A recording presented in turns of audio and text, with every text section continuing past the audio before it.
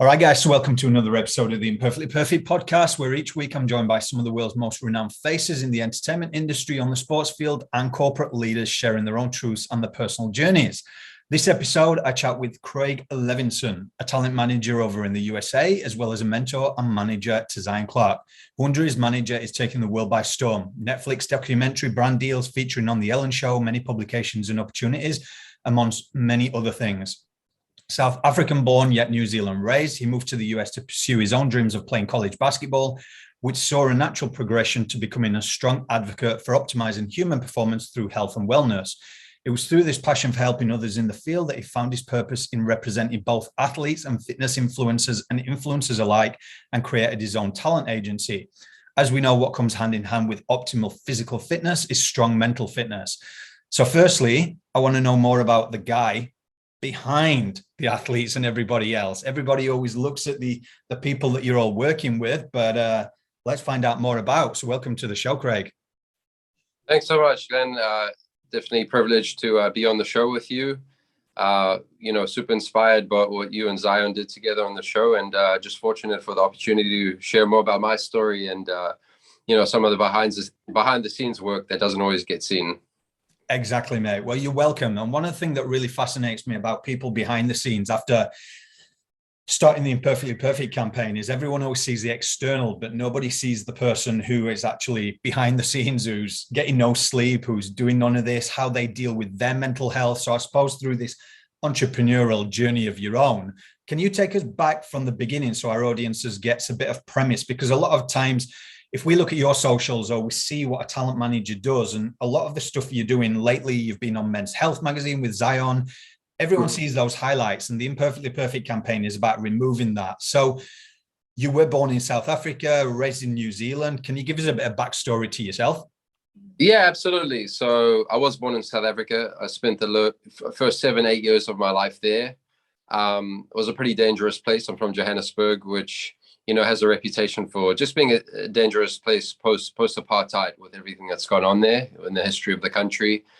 So my family wanted to create a better lifestyle and, a safe environment to raise 3 children at the time. And, it did traumatize me a bit to leave life behind. I have a very fond memory of Africa in general. We used to do a lot of traveling around the continent, and it's something that I'm deeply connected to. But, obviously, as a child, you don't make decisions. And my family, knowing my parents, did what was best for us. So that's kind of what initiated the migration to New Zealand, which, obviously an extremely safe country, lots of opportunities. At an early age, I was able to kind of find myself and build relationships through friends. I've always kind of gone against the grain in life from a young age. I've never always, just been accepted what I was told to do. And that was like even through schooling. My mom, actually, I have a diary that my mom kept of all her children that goes into detail about each of her kids that she updated every month. And I've reflected back on it and looked at like, how was it as a child, which it's pretty powerful to get to know your younger self, and not just fond memories, but really in detail and in writing. And that's kind of where I got to discover myself even further and in depth, is through this diary that my mom kept. Wow. Which is powerful. It's something I would love to pass on to my kids too, and do the same thing. And to be able to reflect back on maybe certain tendencies you have, or habits, or things you do and why you do them. And it's often reflected back from that childhood. So I just wanted to say that's amazing, because even with the IPC, we work with a positive psychology coach, and she does an exercise, and it's basically a reflection exercise where you would potentially write back to that younger self, and then you can distinguish patterns, re-emerging things that maybe you did then that you can see as a reflection of older age. So for your mum to do that, and for you to be able to do that, that's awesome. Yeah, it's super powerful. And it's also just a reflection of how much love she has for her children. She would do anything for them and go above and beyond in any means to support her children. And that was part of migrating to New Zealand from South Africa, where we had, financially, we were in an okay position migrating to a new country. They didn't know a single person. There were financial constraints, building community and culture in a whole different environment. So for them to take this leap of faith was huge. And I look back on it and see how they did that for their children, me and my siblings. And I have so much more appreciation for it now, looking back, to see that they were willing to take that leap and build something for their children. So that was, early on stage from childhood to migrating to New Zealand. New Zealand was an awesome place to grow up. Definitely found myself through friendship and community, and ended up going to a prominent boys' school, which is a lot more common, back in that side of the world, New Zealand, Australia, in the UK. So I went to a predominant boys' school. It's actually produced the most All Blacks out of any high school in New Zealand. So big rugby school, very powerful, first 15. Haka was a big part of culture and life there too, which I think created a lot of brotherhood around sport and culture. And that's kind of where I picked up my basketball career at an early age. I was always been an extremely good athlete, and I was kind of, in a sense, recruited from the high school team. They saw the potential I had as an athlete, and kind of invited me to be a part of the basketball program and progress to the premier or first team at about 14, 15. And I first dunked a basketball when I was 13. Wow. So naturally gifted in that aspect. And that progressed. Basketball taught me a ton about myself and taught me a ton about camaraderie and teamwork, and just as other sports do the same. And I always, as I developed further into basketball, I always had this dream as seeing the US as the mecca of basketball and the sport. It's it's something, anyone in the world of basketball, especially from a foreign country, it's just like it's like the Disneyland of that world. And it's like something you strive to be a part of. And these memories of how college life is in the US and the sports culture, and how it's such a big aspect of life here. And it's something that deep down I always wanted to be a part of. I didn't know exactly how I was going to do it, but it's like, man, I need to make this happen at some stage, even if it's for a year to experience. And with that instilled in me, I continued to pursue my basketball career post high school, and joined a professional team in New Zealand, which was more for the practice side of things, to work out with a lot of pros and be part of that team aspect and learn how the professional game works.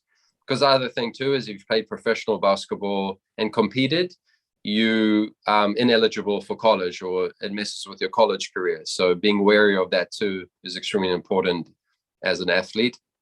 But I was able to be a part of the team and work out with professionals and still be able to pursue my dreams of playing collegiate basketball, which is what I did. I brought that to life, and had an opportunity to move to San Diego, California, and join a junior college team. I basically, whatever I had saved up in my bank account from a year of working after high school is what I took with me, and was like, you know what, I'm going to make the most of this opportunity, whatever life brings me in this situation. I didn't go in with expectation. I'd never been to the US. I didn't, other than what I'd seen on entertainment and TV, I didn't know too much about the lifestyle and how things were. Yeah. Went in optimistically, and also content with whatever it brings me. I'll make the most of it. And at 19 years old, I moved here to the other end of the world, and never been away from my family for more than a couple of weeks. It was a lot of, especially on my parents too. And my parents did a great job of, mentoring me and being there as a support system, but never limiting my wings and allowing me to fly. And that's that perfect balance, I think, that they instilled in me.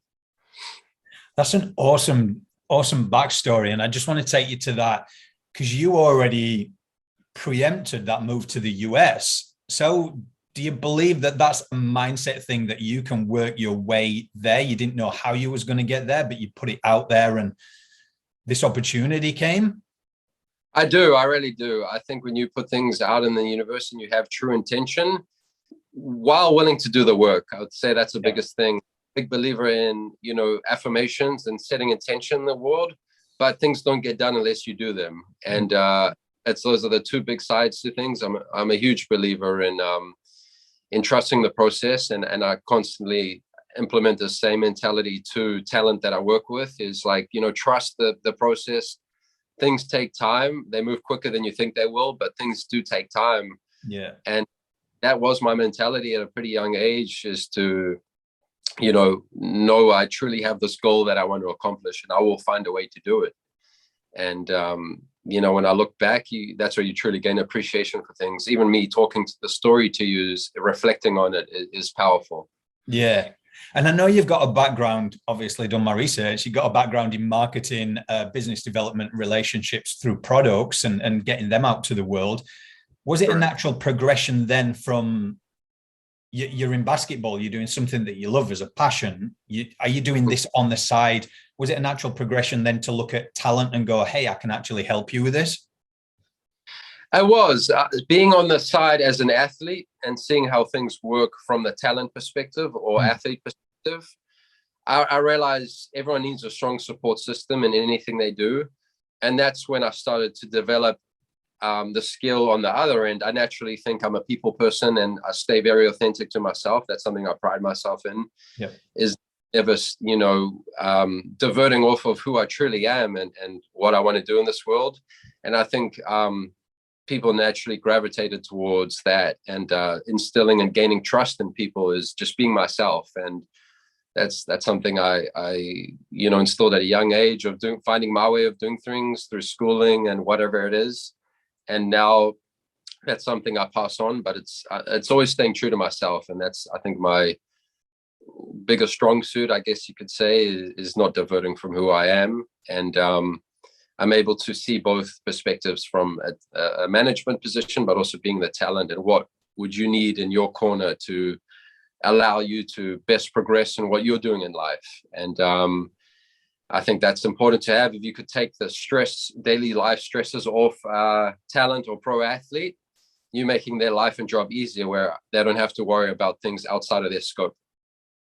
So that question there to you, how important do you feel it is? Because this is something I talk about all the time. And like, I put a post up recently where I was still in my singlet 3 years on after building the IPC, just going, hey, I'm me, take me as I like. If somebody with a singlet can be talking to the likes of yourself and build this big thing and take it to the world, that is true authenticity. How important would it be? Because as you know, within that industry, within a lot of industries, there are people in your ear all the time telling you need to act this way, look this way. How important is it to be yourself and not get lost in that noise?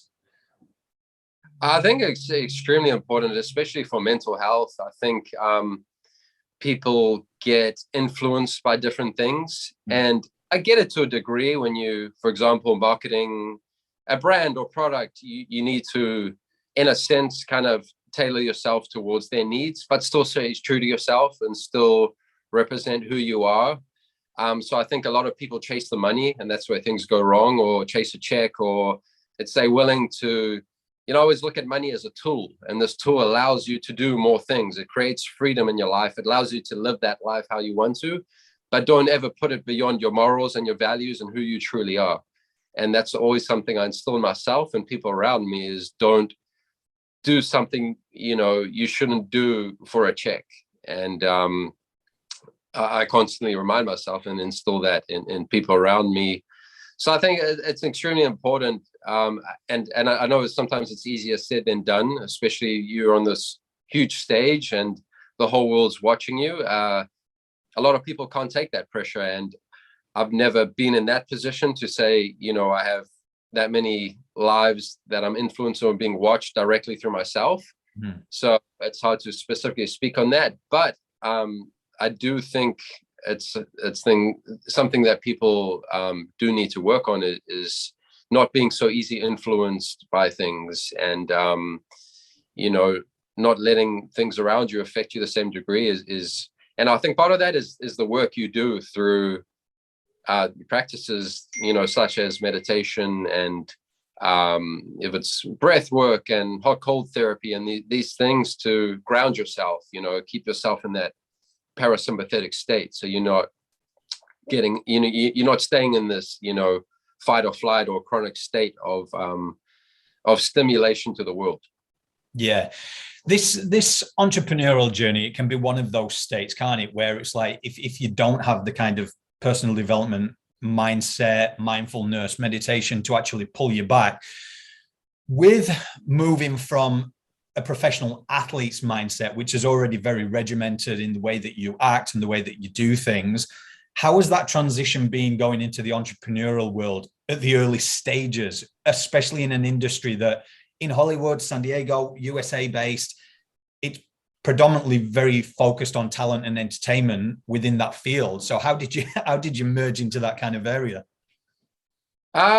So it kind of merged from, as you touched on, I have a supplement company, which was my first startup I ran, and that was driven through passion. I'm a big advocate of human performance, holistic health. Food is medicine, and what you put in your body is directly affecting how your body functions. And that was the passion aspect of creating a supplement company. And then obviously I had to understand or learn all the business aspects of it, because passion is one thing, but how to actually run a business is a whole nother aspect. And I kind of dove in head first with my best friend, who, mind you, is my best friend from New Zealand. We've grown up we were 13 when we met, and in New Zealand. I'm now the godfather of his 2 children, and he lives in LA. He's a celebrity trainer with a crazy life story too. But we went into business together, and what established that relationship was trust. And me and him trust each other with our lives. And that foundation, I think you can build anything on once you truly trust whoever that relationship is, if it's your significant other, to business relationship, to anything. So going in with that mentality is what started the business, is passion and having a good partner. And a lot of difficulty running a startup, and now I understand how the graph goes like this. It's these of learning, and it applies to life too, though, because life doesn't go in a straight line. Life is going to hit you and knock you and put you down, and it's a matter of being resilient. And it's not what happens to you, it's what you're able to overcome. Yeah. And do you find, after reading some of those things that your mum put in those diaries about months after self-reflection on this entrepreneurial journey or your life journey, looking back, seeing some mistakes that have come up in business, whether frustrations come up, bitterness, anything like that you can reflect on when you was younger, and seeing where it is to nip it in the bud to be able to move forward?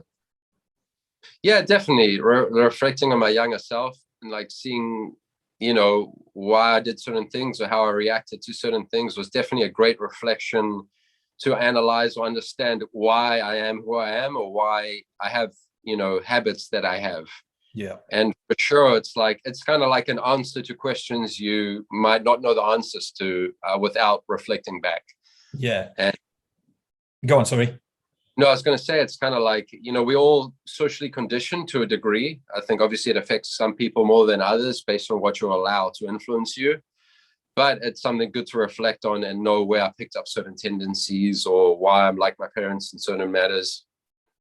So I suppose now you have almost become that role model, that father figure for the talent that you've got. What comes with that is a lot of responsibility and a lot of energy and dumping onto you as well. So how does Craig look after his own mental well-being whilst he's trying to do the best for his clients, I suppose, as well? I think that naturally ties into like my love and passion for human performance. Yeah. Because you can't perform optimally without taking care of yourself and doing that work that people don't necessarily see, like the meditation and the hot cold therapy and the mindfulness and the breathing work and journaling, whatever that may be, is finding your way of or outlet or keeping your mental health right and keeping you stable. And it's something I've always done. I've always optimized. I'll never sacrifice that. I'll never say I don't have the time to do it, because it's so important to me. I think everything in life is a matter of priorities and what you're willing to prioritize. We all have the same 24 hours a day. It's what you do with that and what you're willing to prioritize to get done. And that's something I think I've installed in myself, is having a very strong mindset and being disciplined. Discipline is a huge one. You know, you're not always going to be motivated, and that's where discipline takes over. And I often get laughed at from my friends, you know, because I'm that health conscious that I rarely ever put something in my body that I don't want to, if it's eating out or whatever. And that's how disciplined. A lot of people respect it, but then some people be like, wow, live a little bit. But it's like, this is me living. I don't need food to start living. It's not like I'm, you know, not satisfying myself with something or depriving myself. I don't care for junk food or for, you know, this is what makes me happy. Yeah. Well, from one guy to another, the pictures that you post, you're shredded. So definitely shows in the physical appearance.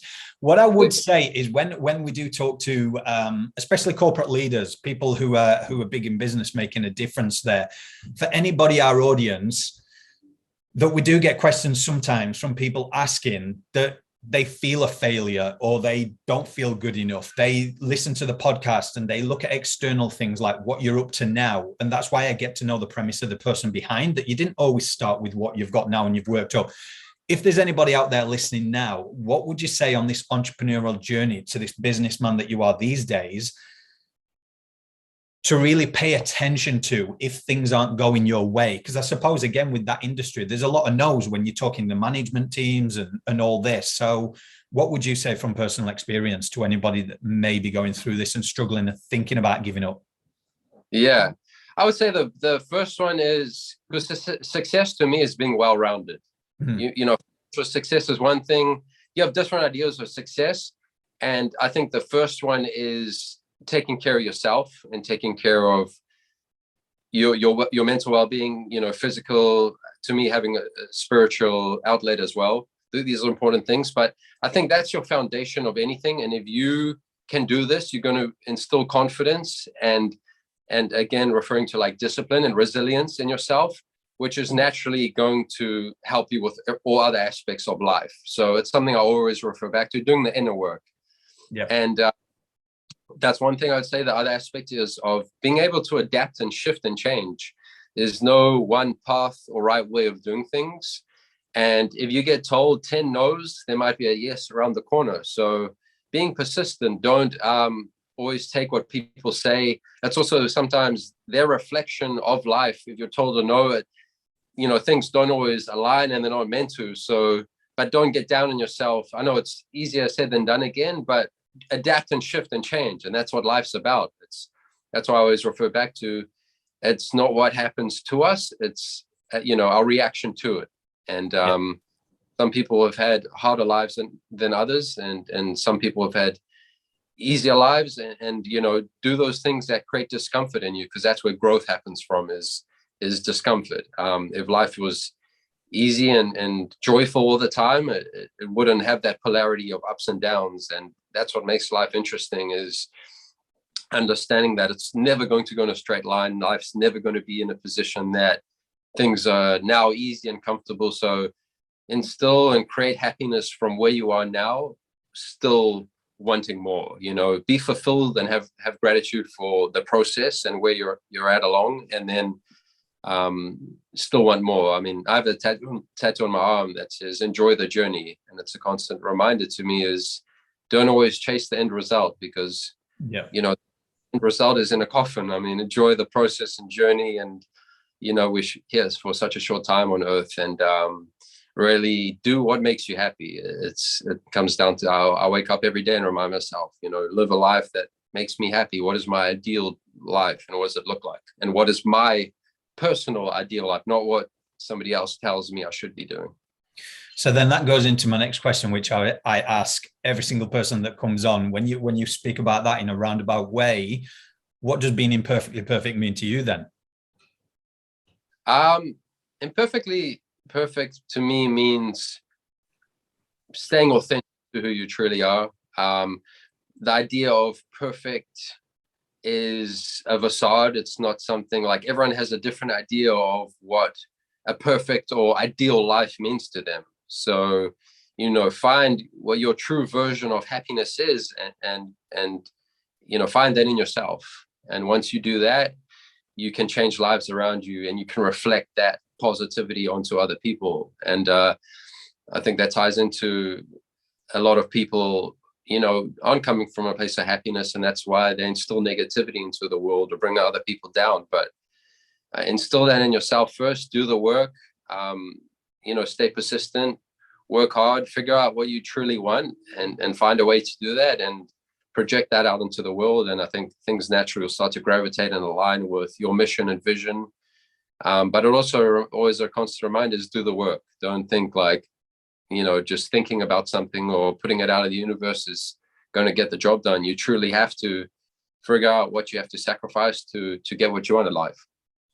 Love that. Love that. I've just got two questions because you touched upon it earlier in terms of spirituality. And the reason I bring this up is because when you was mentioning things, I'm like, if you can think of that process and journey, what I've learned along my journey, it's when doors close, something better can come along. If you flip that narrative and you look at it that way, all those no's, where do you stand with, you obviously do a lot of self-reflection and holistic. So with the spirituality, is that how you've been able to develop more of a learning of feeling happy and gratitude towards everything that's just kept you moving forward? Yeah, absolutely. I think having that spiritual mindset, or just knowing that we're such a small aspect of this great big universe and world. And, often I look at it as like putting your problems in perspective, where I pan out of how big the universe is and look how little I am in perspective to this great universe that who knows what is out there. I don't know, but like knowing that, this is God's creation, and this is like just this deep connection to nature, and how we're connected to nature is often like a reminder to me that like my daily problems are nothing in the scheme of how big this universe truly is and how minuscule we are in perspective to things. So I do often reflect, and that gratitude comes from knowing that and reminding myself that. Wow. Well, mate, you are doing some huge things over in the US. So what have you've got coming up? Just so you've been doing men's health, you and Zion doing a workout on there. What else have you got coming up in the new year? Obviously, we're in January. You've got a full year ahead. What's coming up for you? A couple of cool things. I mean, one big thing we're working on is Zion's next documentary. So he has the goals of being the first ever Olympic and Paralympic athlete from the same Olympics in two sports. So that's something we're working on now, is pitching that documentary concept. Then we've got some cool travel plans. Actually, on Friday, we're off to stay with John Jones for 3 days in New Mexico, me and Zion. Wow. So we're going to go hang out with him and train and, shoot some guns and things he likes to do. And then just some cool events. I mean, working with more talent and finding some other people that I can get behind and, share their goals and dreams and visions. And then just kind of not putting too much expectation on the direction things go, having set intentions again, but without trying to control everything, and let the natural flow of life sometimes happen, and trust that process of the way things move and the way the universe works. Beautiful, mate. And where can people find out more information about you and keep up to date? Mainly social media. Craig.Levinson is my Instagram tag. It's a few things like through Google and stuff, but I would say the main thing, LinkedIn, Instagram, main social channels. Usual. So, yeah. Cool. Well, mate, I just want to say on behalf of the campaign, on behalf of me, thank you for taking the time out as a corporate leader, just sharing that and letting people know the behind the scenes of things. I think it's very important. So guys, make sure to hit up the Imperfectly Perfect podcast, subscribe across all major podcast platforms. And remember, keep having the hard conversations, because it's the hard conversations that save lives.